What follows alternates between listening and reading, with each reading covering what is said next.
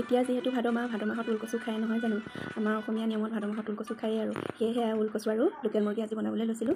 এইফালে মছলাখিনি মই ৰেডি কৰি ৰাখিছোঁ, আদা নহৰু গোটা জিৰা জালুক এই সকলোখিনি পেষ্ট এটা বনাই লৈছোঁ আৰু লগতে কচুখিনি কাটি মই কুকাৰত চিটি দুটা দি ল'লোঁ আৰু এই চিটিটো ঠাণ্ডা হোৱাৰ লগতে এইখিনি উলিয়াই এতিয়া ভাল কৰি ধুই চাফা কৰি লৈছোঁ। চাফা কৰি লৈ এইফালে কেৰাহী এটা পাতি লৈছোঁ। কেৰাহীটো গৰম হোৱাৰ লগতে ইয়াতে মিঠাতেল অলপ, তেজপাত এটা, শুকান জলকীয়া এটা, পাঁচফোৰণ কেইটামান দি পিচি ৰখা মছলা পেষ্টটো দি দিলোঁ। দি আৰু সোৱাদ অনুসৰি নিমখ হালধি আৰু লগতে চিকেন মছলা অকণমান আৰু জলকীয়া গুড়া অকণমান এইখিনি দি এতিয়া মই ভাল কৰি ভাজি লৈছোঁ।